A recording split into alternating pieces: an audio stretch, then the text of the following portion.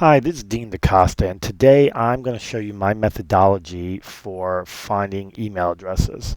It's a pretty simple methodology utilizing several tools. It goes by my motto of the more tools you have, the better, and using them together gets you more.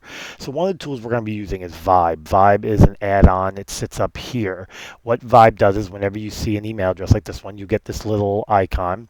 You press on it, and it goes out and finds you information about the person. Great tool. Utilizing that specific tool and utilizing a spreadsheet that I created, we can easily figure out what somebody's email address is. So in this spreadsheet I've created one which has the top 7 most common email naming conventions based on first and last name. Now in the company domain, you could put the company domain. You could even put a personal domain like hotmail.com, whatever you want to do. And it comes up with the varying different possibilities for it. In the other one, this is the all-inclusive. I did not create this, somebody else did, and it basically comes up with like 45 different versions of it based on first name, last name, and middle name, and again, domain. And again, you can use the common domains. However, the one that I'm going to focus on today is this one, which is common personal. According to all the statistics I found, 95% of the people in the US have an email address from one of these most commonly used email companies: yahoo.com, msn.com, hotmail.com, whatever.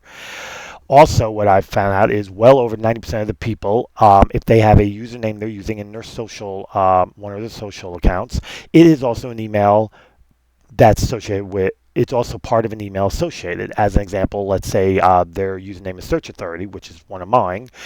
Basically, you can pretty much guarantee that they will have an email address, Search Authority at, and probably one of these most common ones, which is the whole crux of this methodology.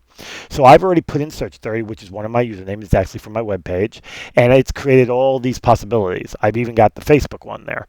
We're going to copy these, and then we're going to go ahead and open Gmail, and we're going to compose. Now what we're going to do is then paste these in here, and you notice we have them all. Great. What we're going to do now, though, is obviously start focusing on each one. So here's the first one, Search 30, and there's the Vibe. Let's see what Vibe does. Vibe found absolutely nothing. That tells me that's probably not the right email. So we go on to another one. We go ahead and X that out. We go ahead and start with another one. We'll go to the Gmail one. Let it go. And again, nothing. What I'm going to do now is skip to get to the one that I know is right, just to give you an idea how good this is. We're going to go all the way over here to the Comcast.net one. We're going to press it, and there you go. My picture, a link to my LinkedIn profile, a little bit of verb about me. You now know this email address is right. Open and shut. Correct email address.